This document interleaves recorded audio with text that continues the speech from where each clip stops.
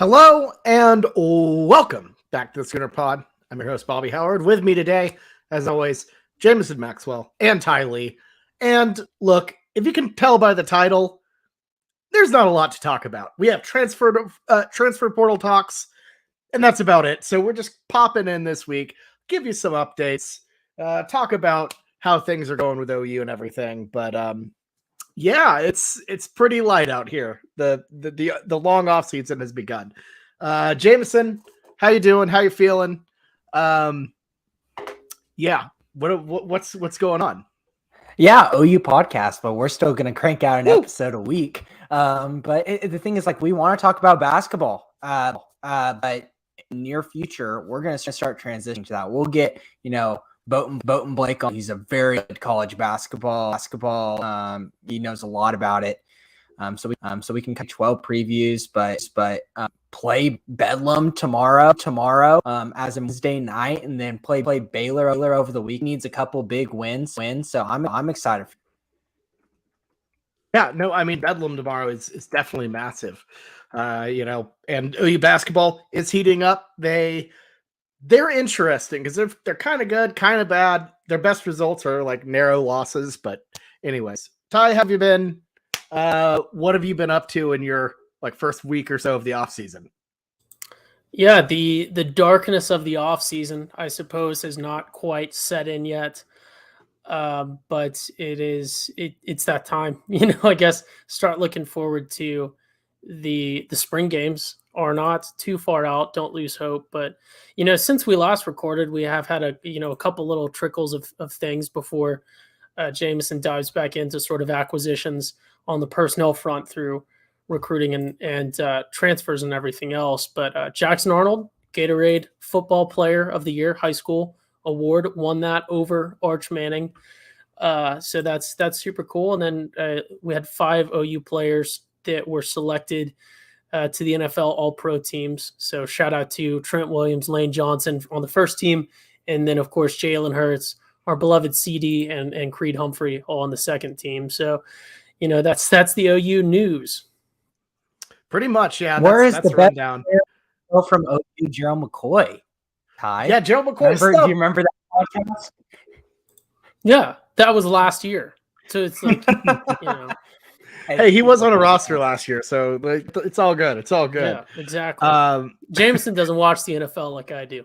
Oh yeah, you're exactly exactly right. Oh my God. Look, Jamison, after what happened with your Chargers last weekend, I'm pretty sure you would just be happy to, have us Men in Black, blink your memory out of just ever being an NFL fan. It's been a tough, I've had just this pit in my chest for the past couple of days. I just can't get over. Because, as an Oklahoma football fan, yes, we've had heartbreak in our past. But what's great about that is there's other people around you that have those same emotions. And you can have this camaraderie together of this absolute heartbreak. You're like, at least that I have people going around the same thing as me. But in the NFL in Oklahoma, unless you're a Cowboys fan, there's not a lot of other people that are the same fan as you. And it's just, I have none of that, and no one knows how I feel. And the Chargers have put me through so much heartbreak in the past, and it's just Chargers being a Charger, 27. This is OU podcast. We're going to talk about football today. I talked about basketball. Now I'm talking about the NFL. I'm going to go ahead and transition. I'm not even going to go back to Bobby. Let's talk about Walter Rouse. Let's talk about him because, honestly, I know I'm taking your job, but I want to talk about him. I think this is a big deal, a big deal. Yes, He might not be the uber talented, you guys are thinking oh, we need to find 5-star type of talent, these former 5 stars, and get them over to OU. And yeah, he's not that, but this is a guy who started almost 40 games, 39 games in his career at left tackle, has that in his bag. Whenever what we have at left tackle right now, while they may be young and skilled, they don't have that much experience.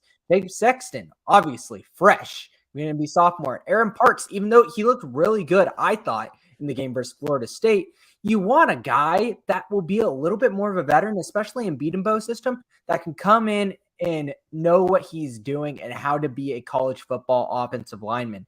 It's been very, very rare that you see young guys really play a big part in this offensive line system that Bill Bedenbaugh puts out. Obviously, Anton Harrison being one of the anomalies. So going in and spending 3 years, under Bill Bedenbaugh's tutelage and then getting your time honestly makes more sense. So I would expect that from Parks and Sexton, but I think Rouse is a huge get. Right. Walter Rouse, massive get. So for those of y'all who probably don't follow recruiting the portal all that tightly, might not be like, hey, who is this guy? So recently OU just flipped a guy from not really the transfer portal. He actually kind of flipped him from OU flipped them from Nebraska. He had verbally committed on Twitter, all that to Matt Rule and the Huskers. And then out of nowhere, OU sweeps in, flips him. Talented guy out of Stanford, has had a ton of experience, which is massive for a young offensive line for sure. A lot of starts, like Jamison mentioned, under his belt, but the circumstances, I feel like, are really interesting. Once again, Brent Venables and the squad just can't be counted out. So I kind of want to ask Ty about that. Like, how wild is it that Brent Venables and crew just snagged a dude, right after a verbal commitment? This is the second one of this cycle. And not only that, but maybe kind of fun that it happened to Nebraska too. What are your thoughts on how it went down?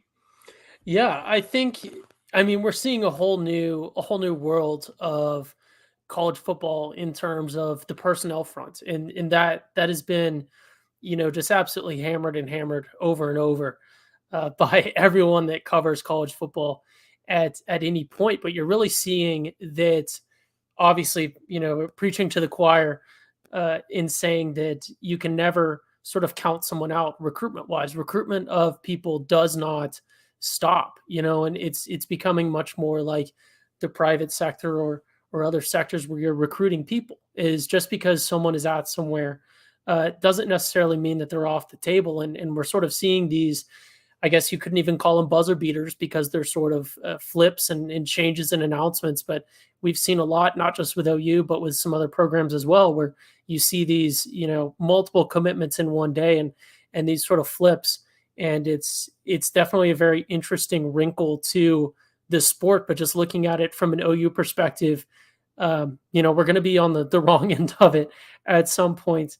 And it's going to burn. I think we probably already have been. Yeah, come to think of it. Lee, David Hicks, it's happened.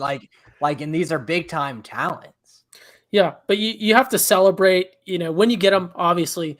But I think it's important to know, just from a fan experience standpoint, and trying to save people some stress and some heart rates, is this is sort of the nature of the beast now. People are going to make flips. There is questionable loyalties. Obviously, we don't want to call someone not loyal, but anyone can be flipped at any moment when it comes to players. So it's very interesting, but it is very, very good, very refreshing to see that people are still buying into what this coaching staff and this iteration of the OU program is selling. I think rightfully so, obviously, but it's good to see us doing well on that front, because there are some programs who are only getting burned here. People aren't buying what they're selling. People are running for the hills. There's some programs like that within the state.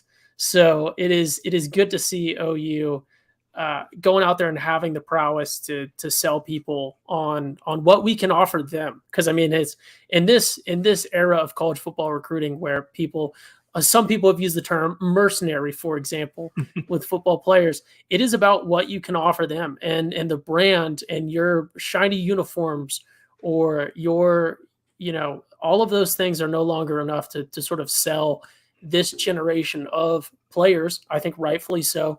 On coming to your program, they have to know that it is going to benefit them, and people see that with this coaching staff and with OU. They see somewhere where they can have a good time in college if they so desire, and they can get something meaningful out of it career-wise. Right. And I know Brett always talks about being relational and not transactional, but at some point also transaction's nice too. Yeah, Jamison, what are your thoughts about how it all went down? Has to be a transaction that pushed him. people as OU fans are probably like, oh, it's probably the bag and that took them over and then made the flip. And I don't have any insider knowledge on this, read anything specific about it. But this going in last year, and obviously in terms of portal, there's going to be money getting thrown. And you think let's look, for example, at Peyton Bowen and how he moved over to OU from Notre Dame. Notre Dame fans, he got a last second NIL off, pushed OU into the driver's seat. Could that have happened? Yes, but all at the same time, I think his decision more is like I feel like he was more at home. He feel like this is a decision that, I mean, there's a lot of what the parents wanted, kind of thing that was going on. There's other factors that were going into it, but this is a guy who's over 21 years old, I assume so now.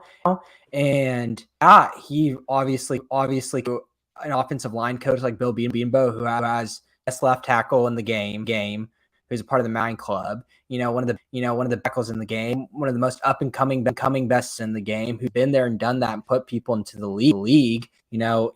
That isn't, but for a last second flip after a verb, that just has to be some kind of guarantee, whether that be from L or guaranteed you're the starter no matter what. Jamison, by the way, on our live stream, at least on the live stream, hopefully our local recordings are fine. You are kind of chopping in and out like a bit of a Max Headroom. Yeah, it's a little nuts. So I don't know why. Try I'll take it. I'll try hopping out and hopping back in, and we'll see how that works. Sorry to the live viewers for any choppiness, but Bobby, no, I did.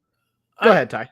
Oh, I know if you had something to say about what Jamison just said. I had nothing to say. I was just trying to stall for time. I was just going to say, while Jamison is figuring out his tech stuff, we do have the Super Bowl coming up, and I know there are a lot of people that might not be that interested in NFL and might live somewhere where they perhaps legally could. Well, not perhaps. We're not encouraging illegal behavior, but if someone wanted to gamble on the Super Bowl or any other sporting events, would you have any recommendations as to how they could do so? Oh, well, not only do I have a good recommendation, I look, you don't even have to wait to the Super Bowl, because look, the NFL playoff action is continuing. We are one step closer to Super Bowl 57. And by the way, y'all, look, for the NFL divisional round, check out DraftKings Sportsbook, the official sports betting partner of the NFL. New customers can just bet just $5 and get 200 in free bets instantly. Plus, all new and existing customers can take a shot at an even bigger payout with DraftKings stepped up same game parlays. Boost your NFL winnings with each leg you add up to 100%. So, hey, not only that, but Jamison, DraftKings is in Louisiana, and I think we're going to be there this weekend, aren't we? Yeah, honestly, every single time I've traveled and went to a state, pull up the DraftKings Sportsbook app, obviously, because we're supporting our own product. And I'm positive right now on DraftKings Sportsbook app. They've given money through this sponsorship and through X. So if you're in Oklahoma traveling around, maybe you've got a connecting flight. Go ahead and check out, am I in a state that takes local, sports betting, and throw a couple. Yes. Even though Jamison is still a robot, I concur. What Give the it a heck shot. is wrong? I don't know, oh my man. gosh. Anyways, DraftKings Sportsbook. I always like, if I'm driving through Kansas, pop on, take a little bets. It's always fun. And look, there are some really fun matchups this weekend. I'm looking at a couple good ones. I think that Sunday slate is pretty excellent. So I'm very excited about that. So, anyways, let's get down to business. Download the DraftKings Sportsbook app and use promo code TPPN. New customers can bet just $5 on the NFL divisional round and get 200 in free bets instantly. Only at DraftKings Sportsbook with promo code TPPN. Minimum age and eligibility restrictions apply. See those show notes for details. Now let's get back to our regularly, kind of scheduled podcast. Yeah, Jimmy, he's still choppy. It's unfortunate, but it's okay. We'll work it out. We'll figure it all out. We have no idea what's going on with old Jamison there, but no. So let's kind of talk a little bit more. Is there much more to talk about Rouse Jamison? I don't even know if people even to hear it. Yeah, I mean, I unplugged everything, so who knows? This is just off-season central right now. I mean, really, the last person you got to look at. Hey, can you guys hear me? Fine. Am I okay? You actually sound great right now. It's probably because my mic wasn't plugged in perfectly, and I changed it to a different port. I don't know. So sorry, that might have been just botched podcast central for everyone We'll figure it listening. out. Like, what the hell is going on? But really, the last name that I've seen that people are kind of looking at as a possible guy that you could go out and get is Vic Kern from Washington, another offensive lineman. It just seems like we want more depth and more veteran leadership on that offensive line. And that makes total sense. I think that they want to get as many guys that are big and play on the defensive line or offensive line. We also are looking at the wide receiver a lot, but looks like, getting a new wide receiver coach, there's probably a whole new evaluation process. And all this targets that we had beforehand, I'm guessing we're probably going to pump the brakes and go take a new set of evaluations on a new set of wide receivers. It is still the very beginning of the portal. There is going to be many more people in there. And to have a couple of extra spots waiting there, and, obviously I'm sure we're in the shadows too, talking to some people. We will hopefully eventually get a couple more guys at that defensive line, offensive line, and then probably one or so more at the wide receiver position before the season starts next season. Yeah, for sure. Portal's always going. It's always live, it feels like. And, it's something that OU has, I think, done a really good job of, especially this offseason, at getting guys going. But, for sure. Cool. Well, I'm looking forward to seeing what happened. And what happened. One other note about recruiting that I feel like people are talking a lot about. Is Michael. Can y'all hear me? Yeah, you're choppy a little bit, but you can just get through it. You got it. On. Okay, screw it. It's announces in 2 weeks from today, and he is an OU lean quarterback for the 4 class. Well, if I don't want to just talk if we're choppy. Just cut me off. Throw me in the trash. Jamison trying his best out here. It's a struggle. It's fine. Ty, look, honestly, we didn't have a lot for this show. We're about 17 in. We have a required 15. Ty, any thoughts you want to say? What do you want to talk about? While Jamison just kind of sits here in misery. Yeah, no, this is just how the off season goes. We have some planned content. I do want to say for those listening. So not every episode is going to be us trying to stretch out every little bit of news. We have some exciting stuff, some exciting sort of viewer and listener interactive stuff that you guys can talk to us about and maybe get riled up and tell us how terrible our takes are on that one, on a couple different things. But we have some exciting stuff planned for the off season. And, with the way college football goes right now, I think maybe it's by design a little bit, but I think the off seasons are getting a little bit more exciting in terms of news with the way that people can move around and the way that recruiting is going nowadays. I think it is good for the sport as a whole because of that constant engagement with stuff. But yeah, NFL football is still going, so not super dark ages for football fans out there.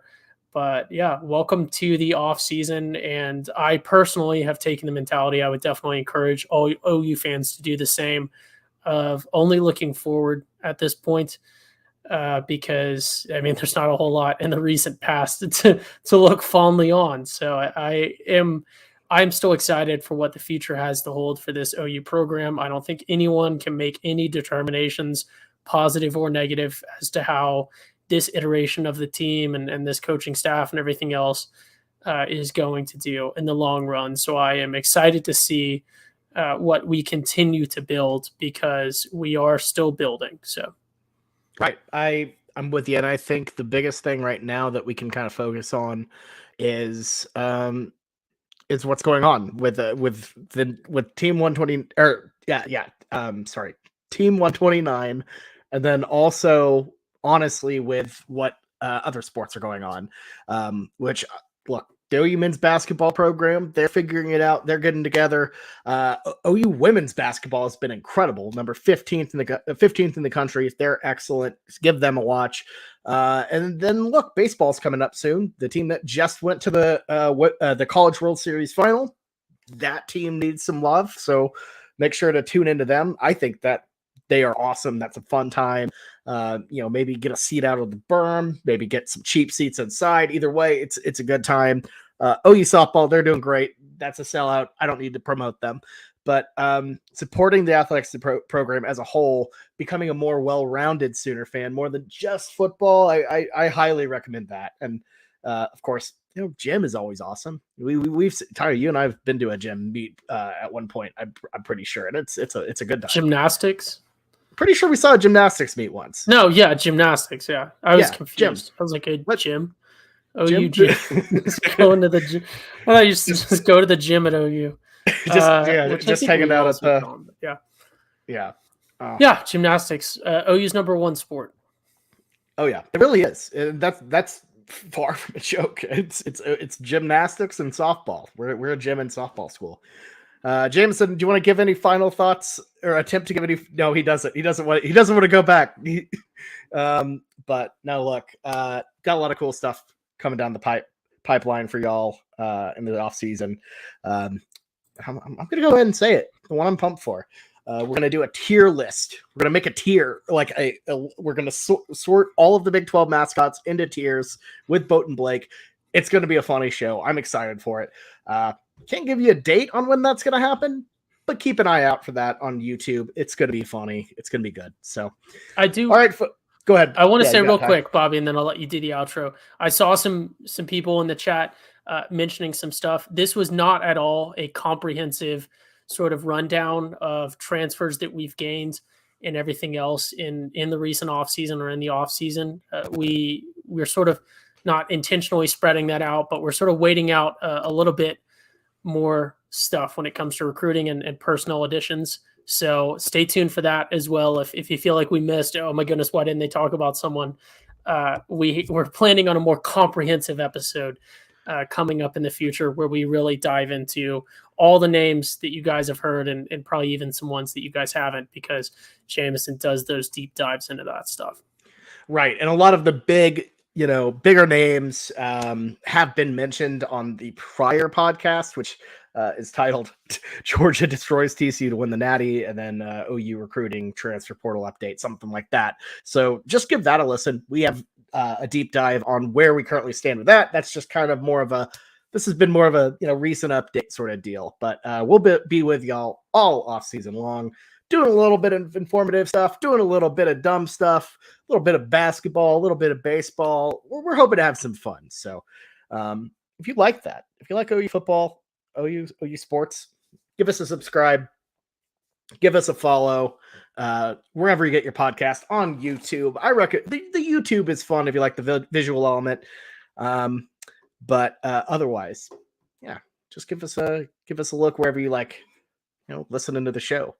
Well, it's been a choppy episode, but I appreciate y'all for listening through it, sticking with us through it all. It's all good. It's the off season. It's all we'll sort this out. For me, Ty, and Jamison, this has been a Schooner Pod. We'll see you next time. Have a good weekend, everyone, and